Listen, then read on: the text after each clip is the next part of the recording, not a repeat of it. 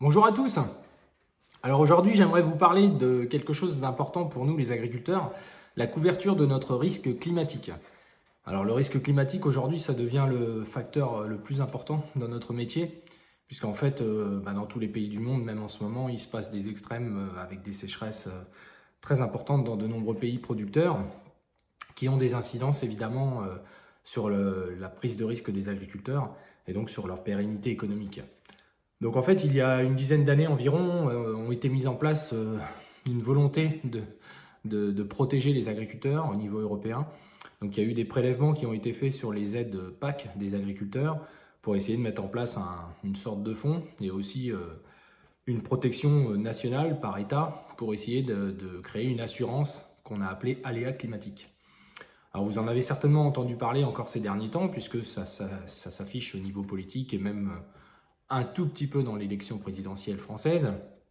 Et en fait, ce que je voudrais vous dire aujourd'hui, c'est que tout ça, c'est des belles paroles et que la réalité est vraiment tout autre que celle qui est décrite par nos politiques.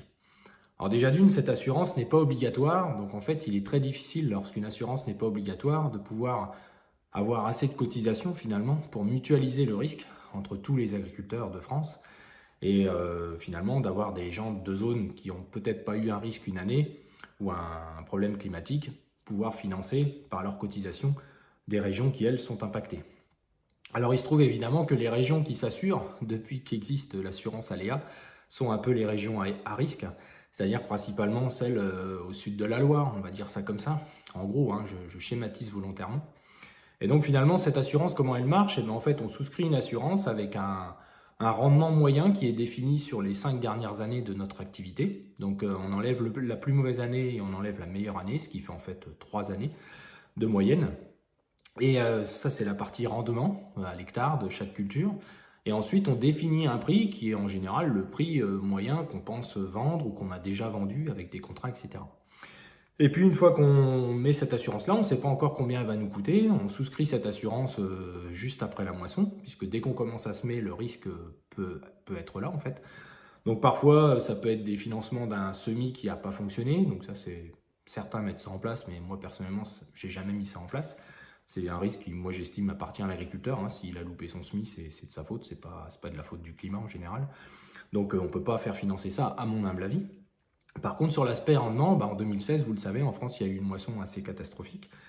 Moi, je n'étais pas assuré, puisqu'en fait, ce risque d'assurance climatique, je n'y croyais pas que quelque chose qu'on s'est autofinancé pendant des dizaines d'années. Nos parents, nos grands-parents ont toujours assumé le risque climatique par des bonnes années, sauf que depuis une vingtaine d'années, il n'y a plus ces années-là qui font qu'on peut mettre de côté. Alors déjà d'une, parce que fiscalement en France, on peut difficilement mettre une bonne année de côté pour préparer une année moins bonne par la suite, c'est assez compliqué. On a tout de suite des prélèvements importants, sociaux, fiscaux, qui font que beaucoup d'agriculteurs n'arrivent pas à faire ça. En fin de compte, c'est très compliqué. Il y a eu des systèmes mis en place ces dernières années qui commencent à s'approcher de ça, mais c'est pour un petit pourcentage du résultat. Donc ça reste encore pas la bonne solution. Et donc finalement, après 2016, devant la catastrophe, puisqu'en fait on a fait même pas la moitié d'un rendement moyen que l'on fait sur 10 ans, hein, donc ici c'est aux alentours de 4 tonnes, 4 tonnes 5 hectares en blé par exemple, alors qu'habituellement on fait 8 tonnes, 8 tonnes 5 de moyenne. Évidemment là ça a posé beaucoup de questions, parce qu'évidemment on a reculé de nombreuses années, on a mangé une partie de notre fonds de roulement, on est reparti un petit peu à zéro, hein, donc voilà, bon ça fait partie du risque, ça aurait pu être nettement pire.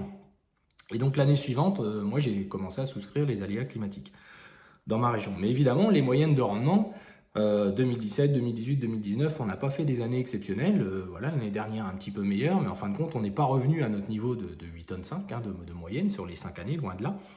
Et du coup, on s'assure de moins en moins, on se couvre de moins en moins. Et puis cette assurance-là, vu qu'elle a été aussi faite pour que les assureurs puissent s'en sortir, puisque les premières réunions qui ont parlé des aléas climatiques, à la sortie de ces réunions, les grands assureurs, les grands groupes se sont dit: on a résisté à des guerres, mais les aléas climatiques, c'est tellement risqué qu'on n'est pas sûr qu'on pourrait s'en relever. Du fait, toutes les compagnies ne s'y sont pas engagées avec la même vigueur, mais certaines, comme Groupama, le Crédit Agricole, Pacifica, tout ça, s'y sont engagées assez fortement, mais quand ils font le bilan, là, depuis 10 ans, en gros, que ça existe, économiquement, c'est très très mauvais. Et d'ailleurs, ils résilient beaucoup de contrats. Donc je donne un exemple, entre 2016 et 2021, finalement, sur une des fermes, moi j'ai déclaré 2 fois. Ce qui fait qu'en fait, sur 130 hectares, là-bas, j'ai une prime à payer de 9 000 euros, alors qu'ici, pour 100 hectares, j'ai une prime de 6 000 euros, parce que j'ai déclenché qu'une seule fois. Beaucoup de mes partenaires ou mes collègues agriculteurs ont même été, entre guillemets, licenciés de l'assurance, c'est-à-dire que c'est le comble. Une assurance ne voulant plus couvrir des risques, en fait, vous vire, donc vous n'êtes plus couvert par les aléas climatiques. Alors cette année, ce qui se passe, c'est un peu différent, c'est que depuis l'année dernière, donc 2021, les prix sont en hausse constante, en tout cas, reviennent à des niveaux rémunérateurs et pour certains même à des niveaux qu'on n'a jamais vus et qui permettront, on l'espère en 2022, à beaucoup de fermes de cette fois revenir à ce qu'ils étaient avant 2016, puisqu'en fait il faut plusieurs années pour revenir à un bon niveau économique. Et en fin de compte, aujourd'hui, les assurances aléas climatiques ne veulent pas couvrir ce prix réel. Donc c'est un petit peu pour ça que j'interviens aujourd'hui, c'est sur ce scandale en fait qui existe déjà depuis 2 ans. L'assurance ne se déclenche que quand vous faites un rendement moyen que vous avez déclaré, moins 25%. C'est-à-dire qu'en clair, il y a une franchise de 25%. 25%, c'est énorme. Un agriculteur ne fait pas 25% de marge. C'est-à-dire qu'en réalité, on sent que cette assurance, elle est faite avant tout pour qu'on paye nos principaux fournisseurs. Et puis nous, si on ne se paye pas, c'est pas bien grave. Donc en fait, c'est pas non plus une assurance qui couvre un chiffre d'affaires. C'est pas une assurance qui protège réellement les entreprises. Sauf que quand on est capable de se prendre des clashs de moitié d'une moisson normale, on est obligé, si on est un tant soit peu gestionnaire de son risque dans nos régions à nous, de souscrire à cette assurance. La mort dans l'âme pour beaucoup d'entre nous, mais on le fait. Sauf que, par exemple, cette année, le blé n'est jamais descendu en dessous de 200 € depuis la moisson dernière. Et pour l'année prochaine, on peut déjà vendre du blé à 200, 210, 220 €. Donc on devrait se couvrir au niveau assurance à ce prix-là. Eh bien non, les assureurs depuis des mois se battent. Le blé a été accepté à 190 € et là, il vient d'être validé, ce qu'on appelle le prix socle du blé, à 173 €. C'est-à-dire qu'en gros, on va se couvrir pour l'année prochaine avec un prix qui n'est pas celui que l'on a vendu, avec un rendement évidemment 25% de moins, donc ça veut dire avec des moyennes qui sont moins bonnes. Je crois que moi j'assure ici 7 tonnes à peu près, moins 25%. Donc je suis en dessous de mes 8,5 tonnes de moyenne largement. Donc je vais couvrir en gros 5 tonnes à 170 € au lieu de 200 ou 210 € d'aujourd'hui. Donc ça veut dire qu'on perd sur les deux tableaux. Et puis je ne parle pas du maïs qui est à 161 € de prix maximum accepté. Le colza, 397 €. Aujourd'hui, les contrats colza pour l'année prochaine, c'est 580, 600, même pour certains au-dessus de 600. Ça veut dire que non seulement on pourrait se prendre une mauvaise année climatique sans le tonnage à vendre, et en plus sans la rémunération de cette année-là qui nous permettrait peut-être de préparer une année mauvaise l'année d'après, on n'en sait rien. Donc tout ça pour finir en disant que cette assurance-là ne couvre pas la protection de l'agriculteur, c'est une honte. Les assureurs finalement sont pas perdants dans l'histoire, je ne vais pas dire qu'ils sont gagnants, mais ils sont pas perdants, la preuve ils se battent quand même pour faire des contrats avec nous. Et il y a une partie donc de cette assurance qui est subventionnée par l'Europe, c'est pour ça qu'elle décide de bloquer les tarifs. Donc en fait elle veut bien subventionner, mais quand c'est des prix pas chers et que l'agriculteur finalement ça ne le protège pas. C'est ça le constat et la conclusion qu'on peut tirer aujourd'hui.